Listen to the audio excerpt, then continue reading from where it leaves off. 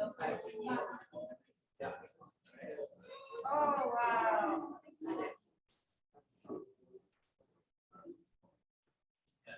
Yeah, my Disney days are long over.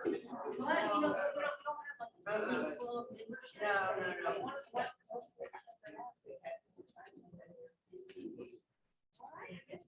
Oh, wow. Wow. I want to thank everybody for being here. We haven't had a CLE English in a while, so this is exciting. Brand new venue, so let me know if you feedback on this and there's anything we can do to improve. We want to know about it. Attorneys, don't forget to sign in. There's a CLE sign-in sheet. If you haven't already done it. Gets credit for this. Also, quickly, I wanted to just mention that our new mediation coordinator, Zoe Klein, is here. She's back there. If you haven't met her, please stop by and say hello. Also, our community mediators. Some of you are here today. We've trained 9 folks from Greenville to mediate community conflicts, neighbors, having conflict with neighbors, businesses, what have you. So I just wanted to mention that.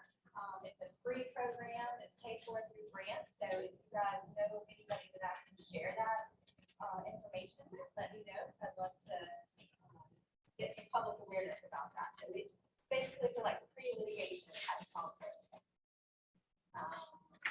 And I am recording this. My goal is to just share it with volunteers. I will not get any of you guys on the video. I'll just try to keep it on Joy. But just wanted to let you know if that's not okay. Let me know afterwards and I'll not share it. So, and I'm excited to introduce Joy Bennett. Many of you guys know her already. If you've taken the family court mediation training in the last, I guess since 2018. Something like that. Yeah, then you already know Joy. She is one of our volunteers. She's a certified family court mediator. She's a licensed independent social worker. She's been such a great friend to the center. I believe you were one of the founding members of the UMC. So it's just an honor to have Joy here today to talk to us about soft skills for mediators. So thank you so much. Thank you. Thanks. I don't know what the sound is like here. Can you hear me okay? Okay. If it gets to be an issue, let me know. I'm really glad to be here. I always like to talk about mediation. I especially like to talk about the parts that I'm super comfortable with, which is the non-law parts. So we're going to talk about some non-law parts. I've been a mediator, family mediator since 1998. It is a significant portion of my practice, although I'm still primarily a therapist and I work with children and families. So I use lots of the people skills we're going to be talking about, and they're very, very useful. I want to start out by saying, just reading this quotation that's on your handout. Most people in conflict assume that the other person is the problem, that their past is the future, and that the only solution is theirs. And when they get locked into that brain space, that's when they are defensive reactors, the left-hand column, where they focus on fighting, they're attacking and they're blaming. They see only one solution, their solution. They're usually having all or nothing thinking. They're not really thinking about compromise. They're thinking about mine, mine, mine. They see every situation as a crisis. They feel the need for fast action and fast resolution because they've got to survive. And they see the problems as very simple. The other person, that's the problem. They see generally their self as pretty blameless. They deal with their problems out of any sort of context. They see compromise as life-threatening, and they view fear and anger as overwhelming emotions that call for quick defensive action. I like this handout, and I like the guy who it's his didn't exactly write it, but his name is Bill Eddy. He is an attorney and a social worker, and he runs the High Conflict Institute, which has a lot of good resources if you go to that website for co-parenting. They have different information and courses for co-parenting. And he does a lot of work with mediation in general, but specifically with high conflict mediation. But I'm going to focus mostly on just mediation in general. So when people are in conflict and they're in this defensive reacting mode, we aren't going to make much headway in terms of reaching agreements unless we can shift them into their logical problem-solving brain. And when they're in their defensive brain, they're dominated by fear. There's a lot of fear in divorce. The fear is a loss of security, a loss of economic well-being, a loss of sense of belonging, a loss of security for their children, and a fear of how people will perceive them. And all that fear drives this crisis and makes them very, very reactive.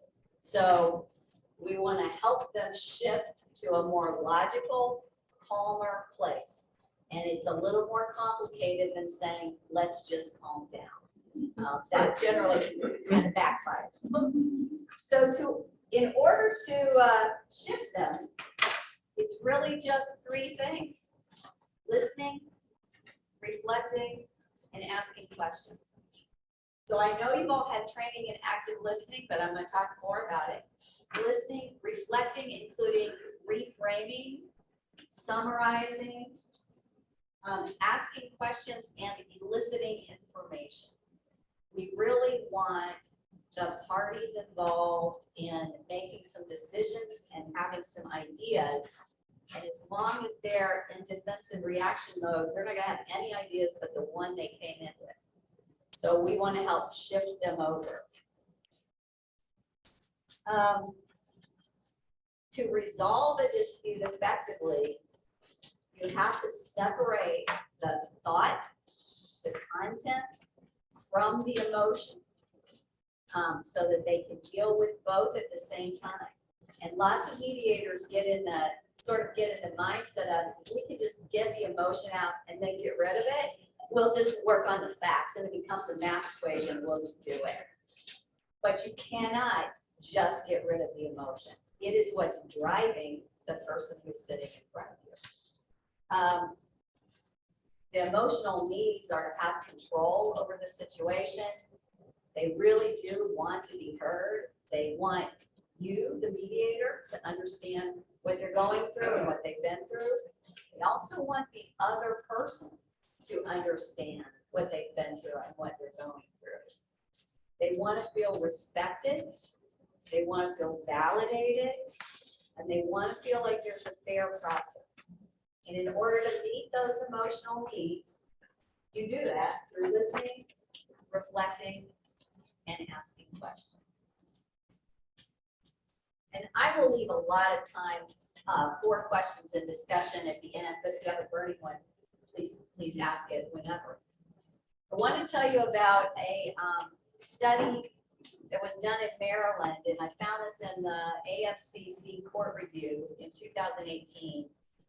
They did a study of what works the best in custody mediation. And what they found in that study is that the more mediators ignore the relational issues, the feelings, and focus on the facts, the more difficult it is to reach agreement. They looked at a settlement-oriented style of just let's get the facts, let's do the math, let's just figure it out, and a more problem-solving style of mediation, and found that that was much more effective, especially in custody disputes. It led to more frequent, durable settlements. The mediators in that style attended to the feelings. They tried to build understanding with the parties and between the parties. They asked a lot of questions. They explored the underlying needs. That's all that fear stuff, like what do you need to not be afraid? what are your needs in terms of security, economics? What do you need to feel like your children are safe? And they did a lot of strategic direction, trying to answer those needs and look for ways to meet those needs through the agreement, not just sort of cut to the chase of how do we split things up.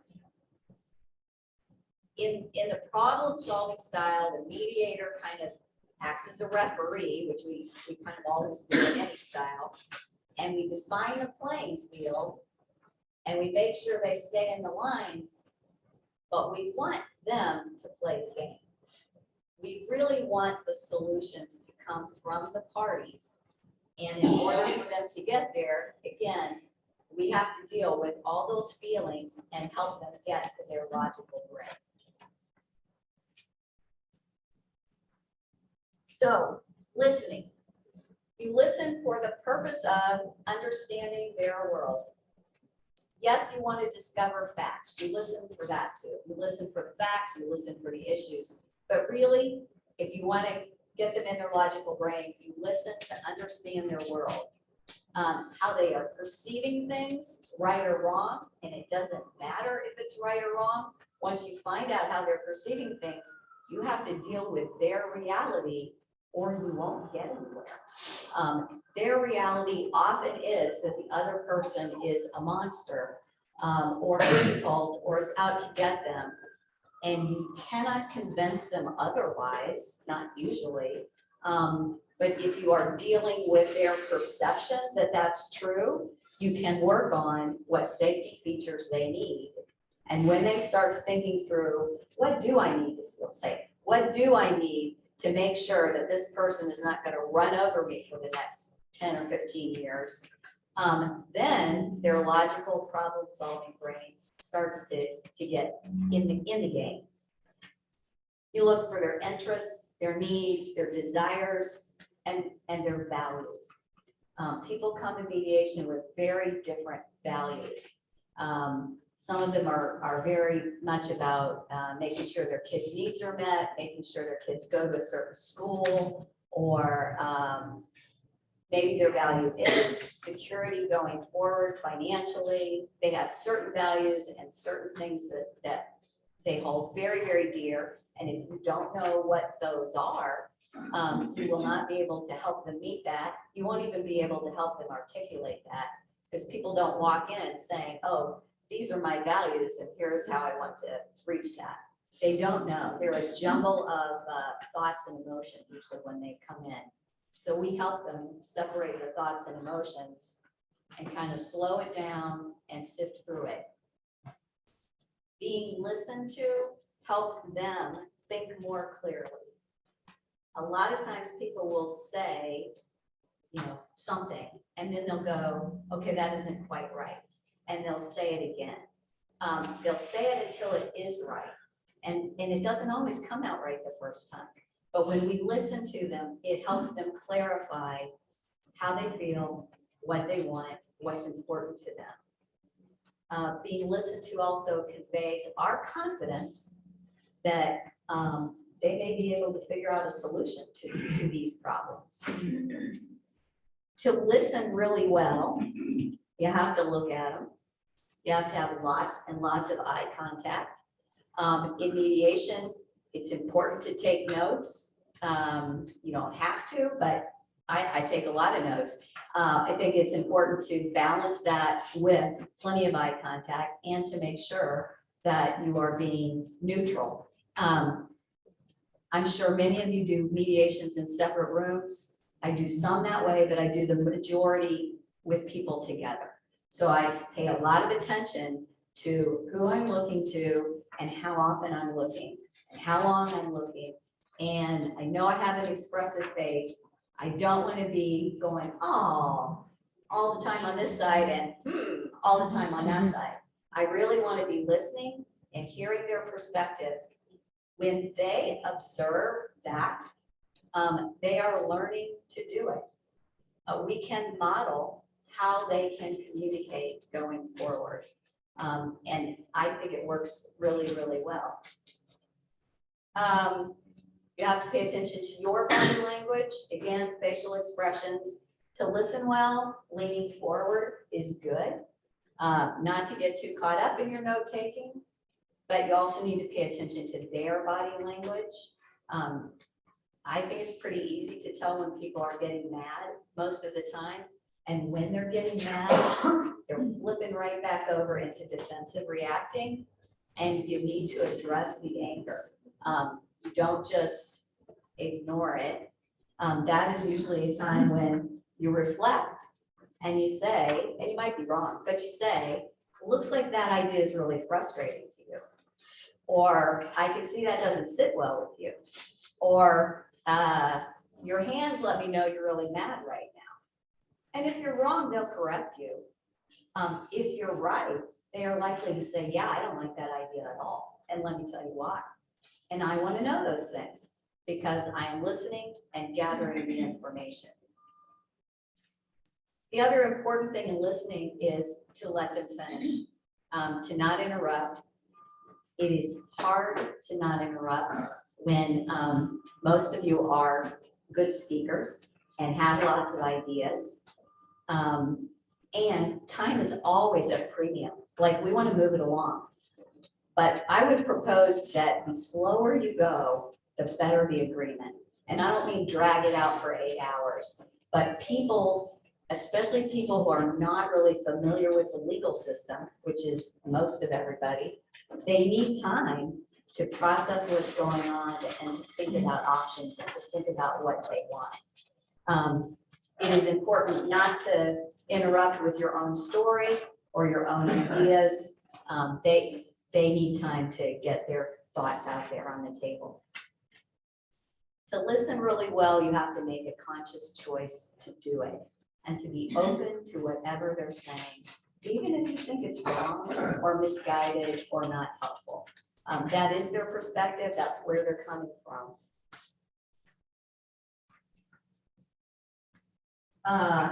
Any questions about listening? I just have one question. When you said, don't waste, well, I'm paraphrasing, so I'm not saying exactly, but Yeah. don't waste time telling your own story, because you need to listen. But I've been practicing family law for a long time, and I've seen so many different family dynamics and family situations, and so I do often share other family stories because to me, it helps the person not feel like they are the only ones in the world that are having this issue. That other people have had that issue and they've worked through it and resolved it. Right. Yes, I do think it can be helpful. I think the timing is really important. I think it's important to not do it too early. Or if you do it early, to then leave it. They just need plenty of time to get their story out and to feel like they got to finish and not have us say, oh, yeah, one time, blah, blah, blah. But I do think there is usefulness in making them feel less alone. And sometimes we have good ideas. I usually want to hear theirs first, but they aren't always a wealth of ideas. So yeah, it's not forbidden. Just be careful about it in terms of listening. Joanne, I have a question. When I have participated as a guardian, many times the mediator will come in and you have, disrespect anybody here. You have an attorney who absolutely is going to speak to their client. Their client is not going to get to tell their story because that attorney is going to cut them off. And this is what we're going to do. They effectively could have left their client at home and come in and done that. And how do you, and again, no one in this room, I'm not talking about anyone in this room, but that happens. It does happen. I try and deal with that structurally, actually. When I do mediations in the same room, or even if they're in separate rooms, I always sit the party next to me and the attorney is one further. If the attorney is next to me, he or she is going to be talking to me and talking a lot. And the party is going to feel a little left out and like they're interrupting. And I don't want them to feel like they're interrupting. I want them to feel like this is their day. They're not likely to actually get a day in court. This is the closest they get to their day in court or their day to say what they feel. So structurally, sit them, the parties closest to you, and make eye contact with the parties. I do not talk to a room of 4 people. I really talk mostly to the 2 people. And most of the attorneys I work with know how I work and will sit back. Also, as part of my opening, I remind everybody that the attorney role is different in mediation. It's as an advisor, and they're here to give good advice, but they're not here to make the decisions or tell the stories. And I say that right up front to the parties. I think that empowers them a little bit, includes the attorneys into, oh yeah, that's how this is supposed to work. Let me wait a minute. I'm a practicing attorney and go to mediation. I do civil, I don't do that. Okay, My clients are not allowed to talk about the table. Right. Because, and I've never been to a mediation where they don't allow that, because I would think it would be even worse in family law where if you're at the big table, now this is not me if you break out, you know, you break out my client can speak to the mediator all day long, and I want them to do that, because, you know, we are there for a good part of the day, and I want them to let the mediator know and feel like they're being heard. But at the big table, I feel like whatever's said is, if there are 2 parties there, not an insurance company, that it could likely just inflame the situation. Where, you know, it's like, this is my story, this is what they, you know, if to me, it's always seemed better just to,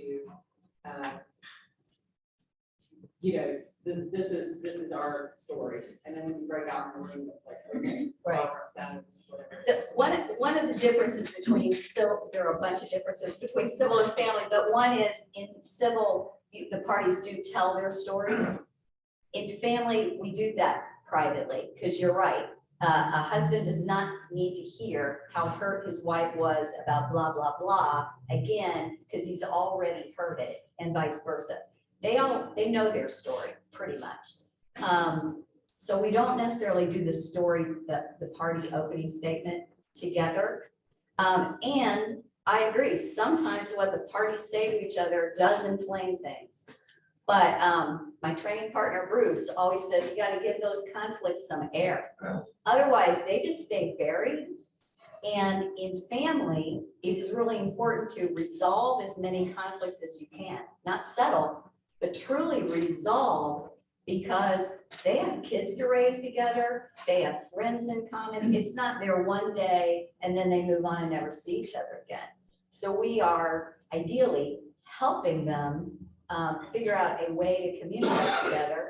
And if their conflict is inflamed, okay, I'm gonna say, wow, that seems to make you really angry. I think we've touched a nerve there. What do you want to say about that? And how can we address that in your agreement so it won't continue to be an issue going forward? And you're saying that to them in front of the other party? Like, Yeah. they're. I am. And again, I don't always do it in the same room, but the majority of the time.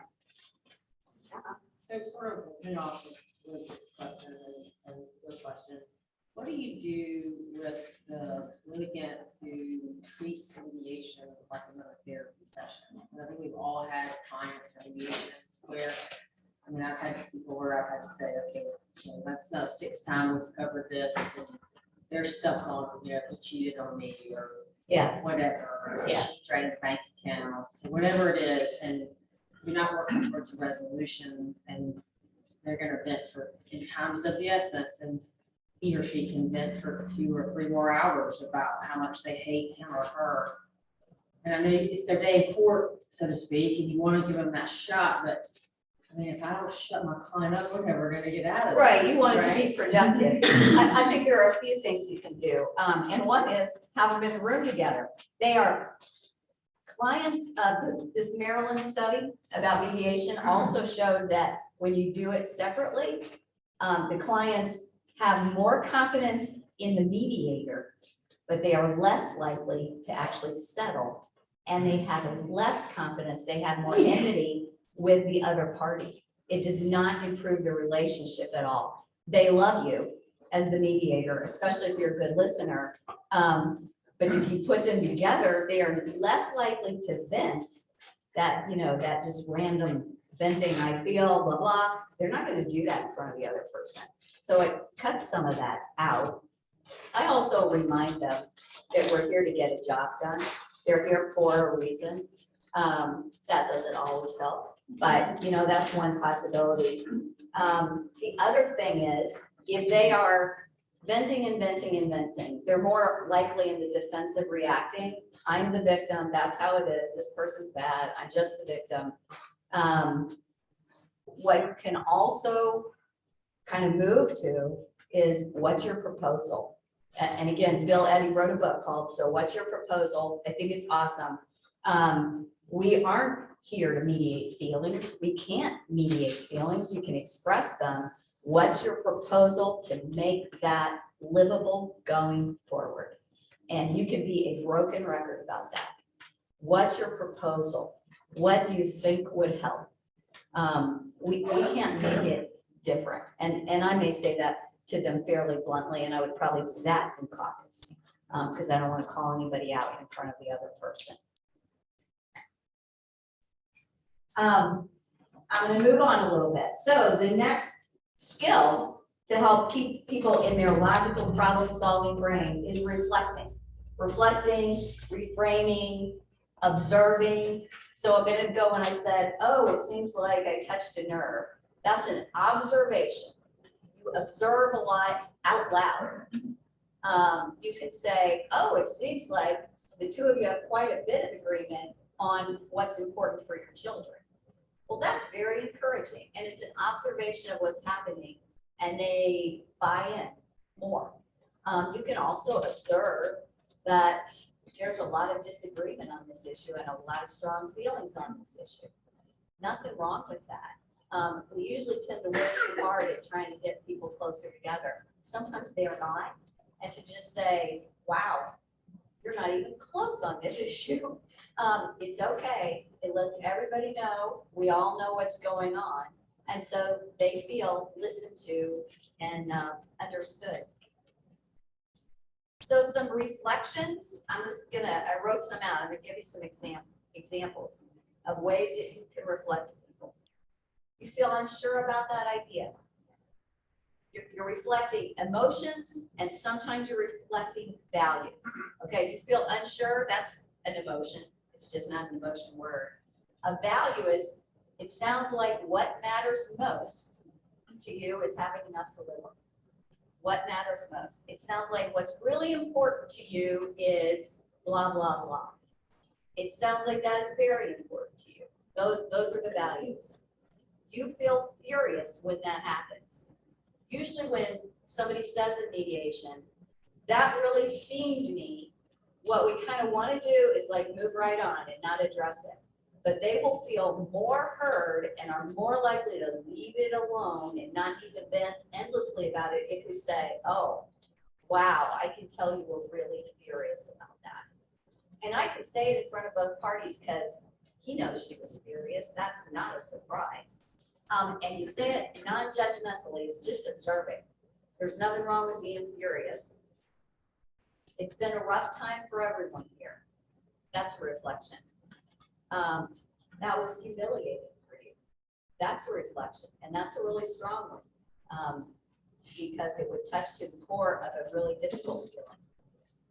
You feel worried for your children when they're not strapped into their car seats. You're reflecting the emotion, and there's an issue there, which leads you to, how do we want to write this agreement to minimize that happening when it can? They want to deal with issues like that, that deal with their fear. It sounds like the current financial arrangements are okay with both of you, or not to your liking, or whatever else. That's all reflecting. That really upsets you. Just say it. It means it's out there. It also gives everybody just a second to go, okay, where are we now? Mediation, I think, goes too fast a lot of times for the parties. They are making really important decisions in a short number of hours. And if we can slow it down, they will think better. And you don't have to slow it down a ton. But just saying things twice or reflecting it back slows it down. You both have very strong opinions about this issue. We need to make a decision that both of you can live with. That's why you're here. So those are just reflecting kinds of things. Sometimes when you're reflecting what somebody has just said, or you're reframing it, like for instance, if a dad says, she's a terrible mother, what kind of mother wouldn't feed her kids before she drops them off at 6 p.m. on Friday? A reframe, which is sort of just shifting it, it's reflecting it, but shifting it to make it a little easier to swallow, is something like, it sounds like you get really concerned that the kids are hungry on Friday nights. What's your proposal for how to address that going forward? And I must say going forward 50 times during mediation, because I am not interested in the past, I can't help it. But we can talk about how to address things going forward. And it helps, the reframe is important because it gives you a joint work project, it gives you a goal. It's not just about, I'm gonna complain. And also it helps the other party to hear it in somebody else's words that are a little less inflammatory. And to have it shifted from a complaint to something we can address. It helps people a lot to hear things in a third person's words. They have all kinds of filters where they just don't want to listen to each other, or no matter what is said by the other person, it makes them furious or hurts their feelings. But if they hear it slightly different from you, it's much more tolerable.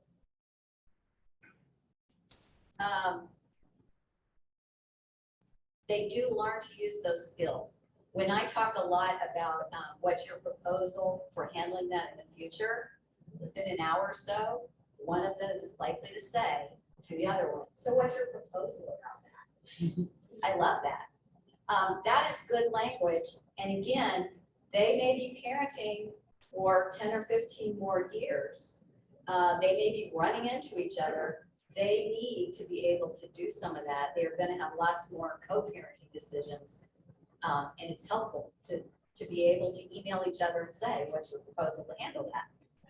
It's something that you're teaching them.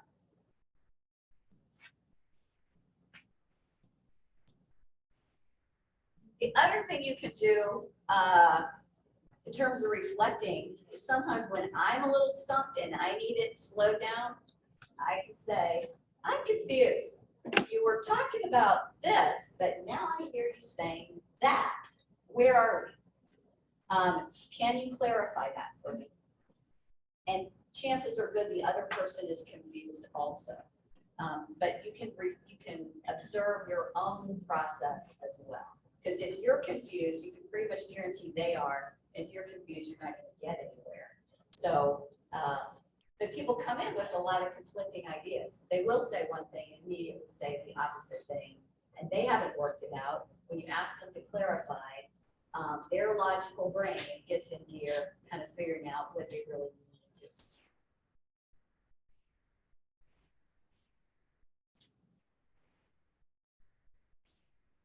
So reframing, you don't take out the emotion words, you keep them in there. I notice that you're angry about. It lets the parties know they've been heard. It lets them get more specific or more general. It acknowledges the difference between their perceptions because there are differences. And it moves the discussion into a recognition of common ground sometimes. Sometimes there isn't common ground here, but sometimes there is. It takes that mixture of thought and feeling and sort of helps them break it out. So again, a couple of examples of reframing. When she says, I want the house, it's the kid's home. I want the house, and that's all you hear. I want the house. And he may be asking why, or he may have his own argument. A good reframe is something like, let me understand your reasoning about wanting the house. I think I'm hearing you say it's because you feel the children need a secure place during this transitional period. I made that up. Let's say they actually said something like that. But again, if you get it wrong, they will correct you, and that helps them clarify how they're feeling, what their reasoning is, helps you clarify what's happening here, helps him understand what's her thought about this. Is there another way to get to the value? If the value is stability for the children, maybe he has that value too. Maybe he just wants to get to it a different way than I want the house. So it opens things up like that. Any questions about reflecting, reframing, things you say back? Okay, and then, Just one question on that. Sometimes you get told like somehow you haven't connected with the party because they say something like, well, you just don't understand, you're not a mom, you just don't understand, you're not me. Can't understand what that means. It's like, that means as a mediator, I have a religion. But then what's the response? Because I can't change the way I look, I can't change my gender, I can't change any of that. Right. But how is the mediator just addressing something like that? to again, make a conscious choice that you want to understand and to convey that, to say, you know, I haven't walked the same life you have, I've walked in the same shoes, but I really do want to understand your experience. Will you tell me more about it? And make time for them to tell you more about it. I think that's how one of the ways that you can get through that is just ask for more. And it's really hard to do that in mediation because we really want to be moving along. But one of the best skills, always in reflecting and reframing, is to say, did I get that right? That when they say something, you reframe, did I get that right? They'll tell you if you did, or you didn't, or you completely missed it and don't understand. And then you say, well, help me understand. I want to clarify it. And it is worth the time spent to make that connection. You don't have to have a good connection as a mediator to get the job done, but it's sure helpful. I have a question that kind of piggybacks on that. I do family law mediations and we are almost always separate. And so it's easy to validate and say, I heard you say this and that makes sense to me. Sure.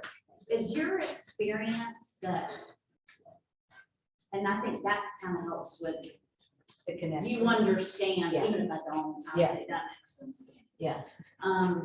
But in your experience, when folks are together, how can you validate without kind of saying, or do you not, do you just acknowledge? Because if you validate, it's more like, well, the way you make, feel makes sense.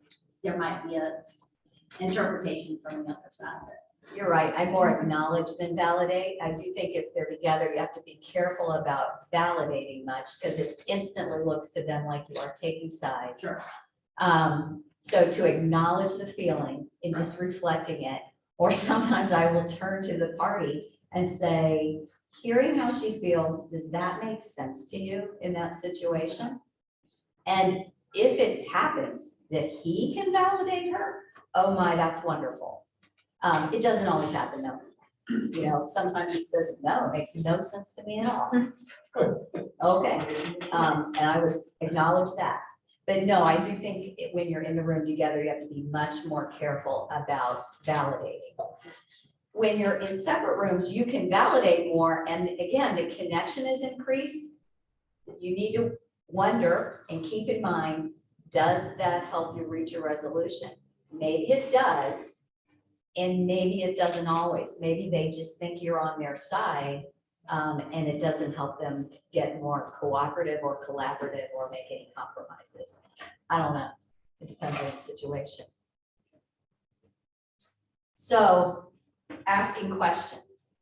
I ask a zillion questions in mediation, or I make eliciting statements. There are questions and there are statements. And they're open-ended questions. So they're who, what, where, when, how. I use a lot of can. Can you imagine? Can you tell me how? But what and how are probably the most important ones. When you're sort of really getting down to the nitty gritty, you're gonna ask who, where, when, but what and how. For instance, what are some options for getting to this agreement? What are some ways to get out of this conundrum that you're in? How do you see a way around this? Tell me how you see this as being best for the kids. And that one sounds a little bit judgmental. Tell me you're thinking about blah, blah, blah. That's an eliciting statement, so it's not always a question. Tell me more. You want to hear lots more. What does being treated with respect look like for you? I really hate it when people feel disrespected. I never know what it means. But it's really, really important. It's a very core thing. And I am likely to say, tell me what that looks like to you, what that means to you, and what would be happening differently if you felt like you were a little more respected. Because we aren't gonna mediate respect, but it would be nice if going forward, they could be a little bit, it could work better, and there could not always be this issue of he or she has no respect for me. How might this option affect your kids? I mean, just lots and lots of questions. Are there useful aspects of this idea you've been talking about that you'd like to keep, and others that you would like to change? It's not all or nothing. What's your priority today? If today were really successful, what would you like to walk away from here feeling? Not what would you like to walk away from here getting, but what would you like to walk away from here feeling? Because a lot of times what they'd like to walk away feeling is that there is hope that they can reach a resolution and get along in the future and not have to stay in this hellish fight that they've been in for the last year or whatever it is. It's good to know really what they want emotionally, because you can remind them of that. What might make this suggestion more appealing? So if he has suggested something and she says, that's a terrible idea, is there anything about it that you could change that would make it better? Or, so what's your proposal? I don't take any ownership of if there is rejection of a proposal. Okay, then it's your turn. If you've just said no, it is your turn to offer an idea. Do you think this will work as well for her as it does for you? I think it's really helpful for logical problem solving to help one party get inside the other one's head. They don't come into the room wanting to do that, but they could be good at it. They know each other really well. They know what's important to each other. If you can help them think about what will make this more palatable to the other party, and I would do that in caucus.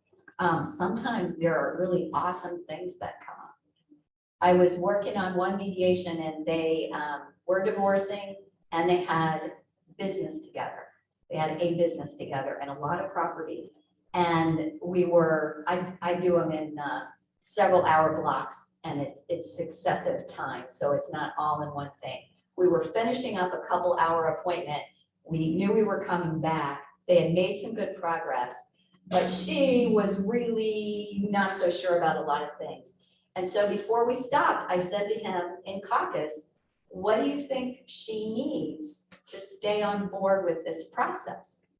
And he said, well, she's really worried about the operating budget for the apartment. So I could deposit $2,500 in there for this month. And I think she'd feel a lot better. Wow. I would never have known. I wouldn't have had a clue. I took that to her and she was just like, oh, you could just see visibly, it took care of the stress, got a lot of benefit in terms of her feelings towards him, that she was believing he was not just out together. And they came back the next month and, you know, we finished the job. But to ask them what they think will help the other person can be really useful. I also like to ask sometimes when, especially when kids are just not kids, parties are bogged down in the parenting plan. I like to ask them to imagine that it's 2 years or 3 years in the future. What's the happiest scenario you can picture for your kids? And start there, rather than trying to negotiate out this day and this time and this many days and blah, blah, blah. What is the happiest scenario? What do they want? Again, in values for their kids. And that usually starts a pretty good conversation. Can I ask a question about that? Sure. I always try to prep my clients before mediation by asking them what is really important, what are they value, Great. and then asking them, what does your soon-to-be ex really value, what's important to them? Is it, you talked about, getting out of this defensive mindset about listening, reflecting, and asking questions. Is it okay to preemptively ask the questions, or do you generally move through listening, then reflecting, and then asking the Oh, questions? no, it's all a mishmash. I mostly want to be on the listening end early, but I'm always asking questions. It's all in there together, and you're doing it all at once. From a lot of the reading I've done, the listening is the most important mediator skill and the hardest one to learn. Because it is not really the kind of listening that we use in the rest of our lives. I feel very lucky to be a therapist because it's what I do all the time. It comes second nature to me, but I don't think that is true for most people, and it is certainly not true for most parties. But no, it's not a 1, 2, 3. It is just like all happening all at once. And I think you have to be pretty fast on your feet to know how to reflect at the right times, to know what questions to ask. But you really can't go wrong with a what or a how question. If you're stumped, you also can't go too wrong with, do you have any ideas about that? I mean, you just keep throwing it in their lap. And especially, I think, as they start moving from the defensiveness into the logical, then you're eliciting a lot more of their ideas and their opinions. If you were trying to elicit that while they're all defensive, they got nothing. They got their one idea they walked in with. So I'm not going to ask a whole lot right then. But it is all a mishmash. What other questions? I have other things I can say, but that's pretty much, I have lots of questions I can share with you. The one thing I will say is I try not to ask why questions because they make people defensive. Unless your tone is perfect, they tend to make people defensive. Why did you do that? Why do you want that? They immediately want to say, well, because why is this not a good question? But can you tell me the reasoning? Can you tell me your thought process? That's a really good, those are good questions. Can you tell me your thought process also gets them right in their logical brain? They're like, well, I was thinking this and then that and then that. It's very logical. I don't ask so much usually about how they feel about something. We have plenty of emotion in the room. I don't really want to know. I really want to know, what are they thinking about it? And those kinds of things. What else do y'all want to ask or share with each other or talk about in terms of the softer skills? There's probably not a definitive answer to this, but in your studying of other mediation studies, is there sort of a maximum amount of time that people can actively engage in mediation before it's really not productive anymore? Well, you know, and I don't have a hard number on that, and it would come more from studies of adult learning, that we can only attend to things X period of time before our brains are mush. I've only done one 9-hour mediation. By the end of it, I have a couch in my office because I'm a therapist. So the woman was laying on the couch. We were in separate rooms. Everybody had opted not to eat lunch because they thought they were almost done. I will never let that go again. I had a splitting headache. She was wiped out. I don't even know what was happening in terms of, we got an agreement, they signed it. Is that gonna be durable? Not legal, it was legal, but is it really gonna last? Are they gonna be satisfied with it? Because one of the things that's great about mediation is studies show that people are much more satisfied with the outcome than going to court. And they're not only more satisfied then, they're still more satisfied 10 years later. They did it, and it's their agreement, and they had buy-in. Well, is that gonna be true if it's a 9-hour mediation and they felt like they were either browbeaten into it or they couldn't even think straight, they needed a Coke, and sure, I'll sign anything to get out of this room. Yeah. I would say, I think it drops off at about 4 hours. I love doing my little 2-hour things. Sometimes after an hour and a half, they're getting that glazed look in their eye. These are really important, hard decisions, and we're asking them to pay attention for hours and hours. I also did a mediation not long ago with deaf clients, and so we had to have interpreters, and that was really interesting. But one of the rules of sign language interpreters is you had to have 2 because they switch off every 20 minutes because they need to keep their attention fresh so they don't miss anything.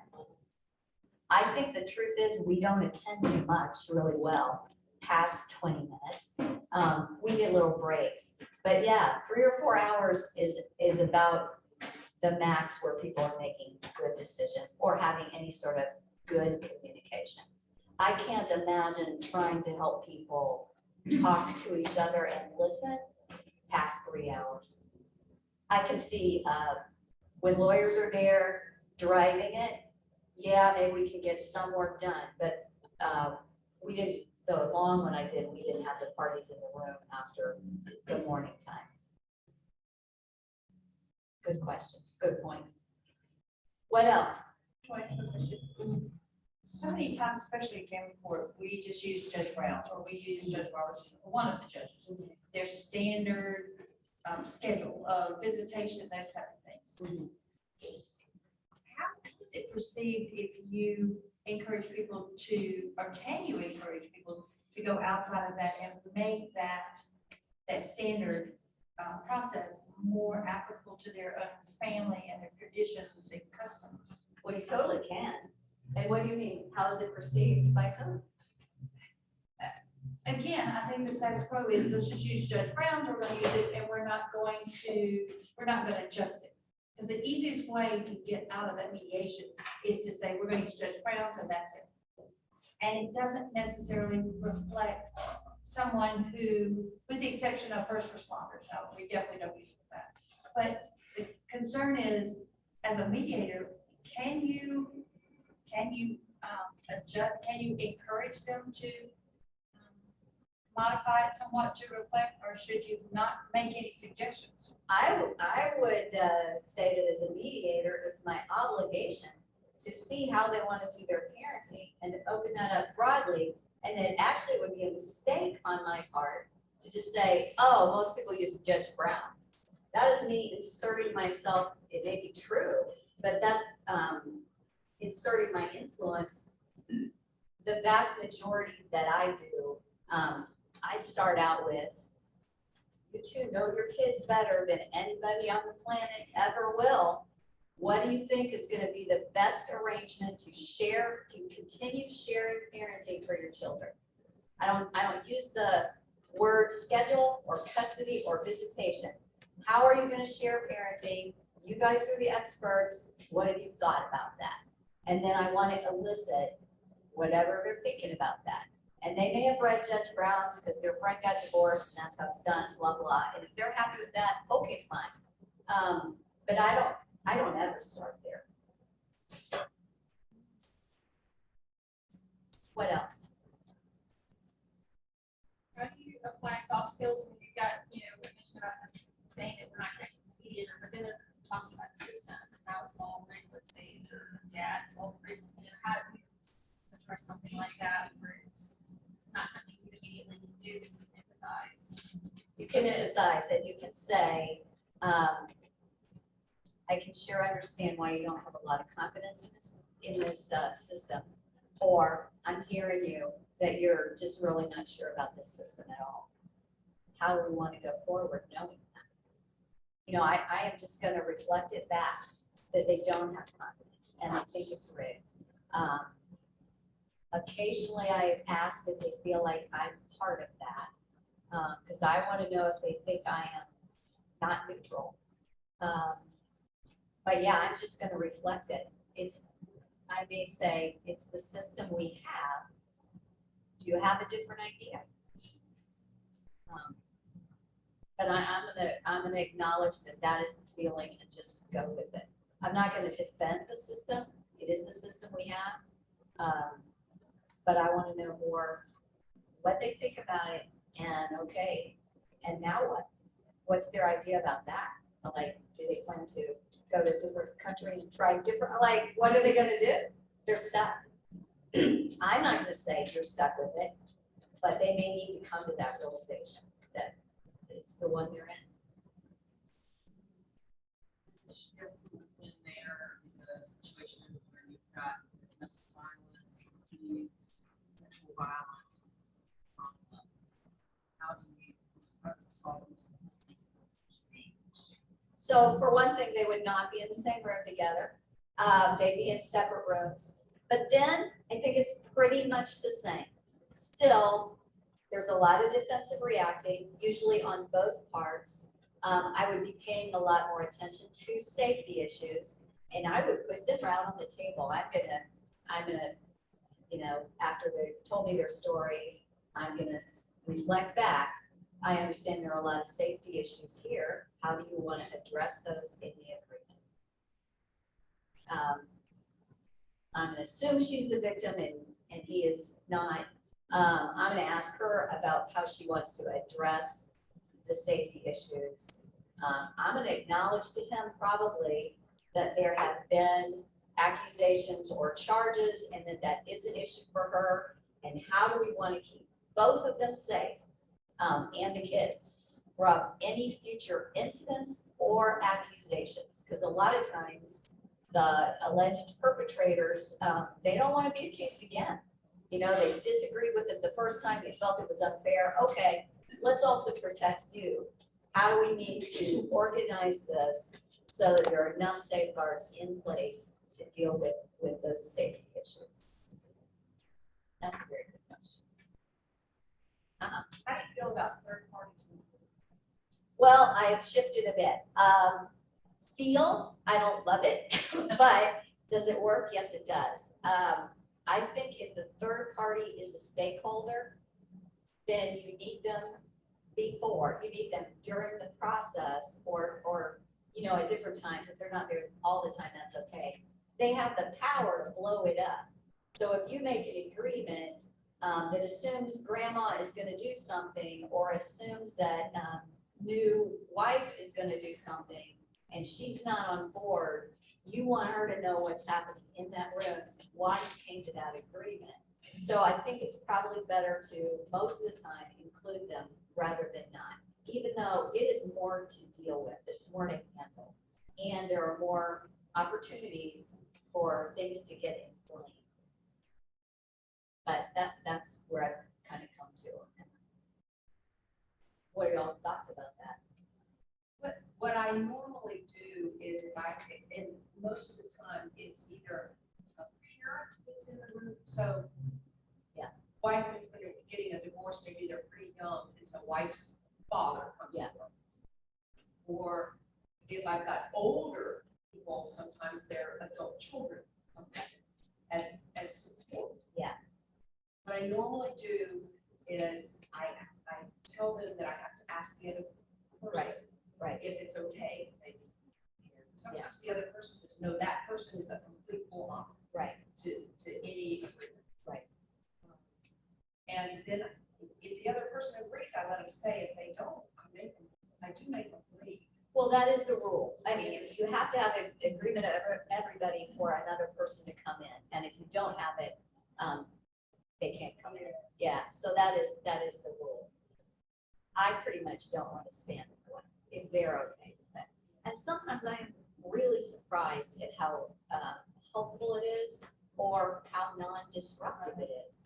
I usually expect the worst, but it doesn't always turn out that way. Sometimes that third party tries to speak for the person, so you might ask why, well, how do you feel about that? And her father steps in and says, well, this is how she feels about it, I'll tell you. Right. So I'm likely to observe on that and say, I see that you have a lot of strong feelings about your daughter's issue, but this is her divorce and she's the only one who can do it, or her custody issue or whatever. And so I'm gonna ask her again the question, and I know you have your opinions, and I'm gonna let you say first. I'm gonna ask you to let her say hers first. I'm just gonna say, this is what's happening, this is what I wanna have happen. I think the other thing in mediation is even if you kick them out, they're on the phone. Texting them and talking to them, and they still blow it up. Yes, They're yes. not even in the room with their sabotage. Right, yeah, I actually think there's more ability to sabotage from outside because they didn't hear all the conversation about how you got there and what's important to who. They just heard the end result and they're like, that's not fair. Well, then that's the problem. So I think actually you can manage them probably better in the room. So our time is over. I really appreciate getting to talk to you today. It was very enjoyable for me. I hope it was helpful for you. Thank you so much.